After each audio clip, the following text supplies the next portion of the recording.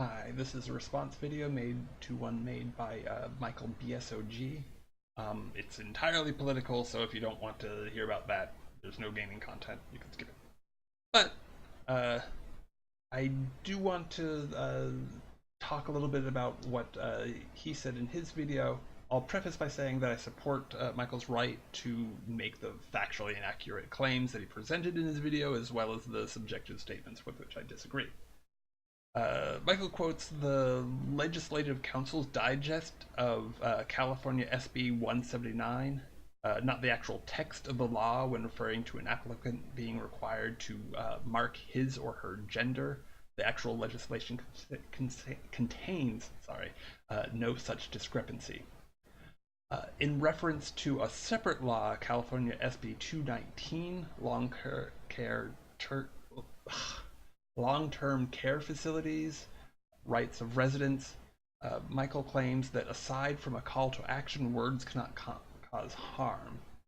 And in the general case, I agree that misgendering someone should not be illegal, but numerous studies have strongly indicated that psychological abuse can cause the symptoms of PTSD and that it activates a similar part of the brain as physical pain. When one is free to walk away from such pain, the effects are perhaps minimal, but elders in long-term care facilities often don't have this freedom.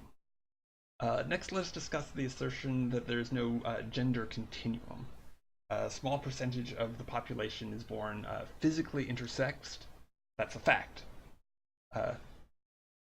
Gender roles in society, while long-standing and ultimately derived from physical differences, are social constructs. It is possible that these enforced social rules have historically served a necessary function, but it is inarguable that these roles have also caused harm, as seen in the ubiquitous abuse of women. Thus, the rejection of traditional roles and definitions also serves a societal purpose, rather than simply being an infantile denial of facts. Yes, physiological differences exist, but we live in a time when many of these physiological differences, including brain chemistry, can be altered to a significant degree by medical technology. The argument that adopting a non-gender specific singular pronoun into the English language is ridiculous is itself made ridiculous by the existence of such pronouns in other languages.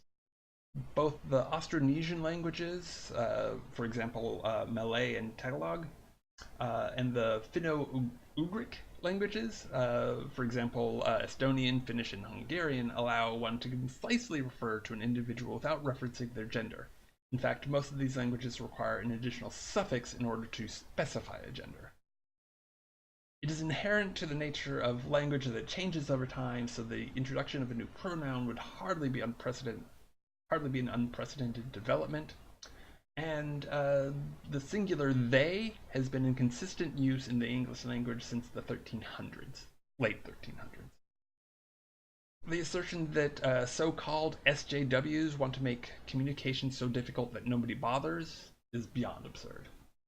Those subscribing to postmodernist thought may not listen to the points of view with which they disagree, but they certainly want to communicate and perhaps enforce their own point of view. Camille Paglia, which he references, makes some points worthy of consideration, and I would provisionally agree that civilizations undergoing cultural collapse tend to embrace androgyny.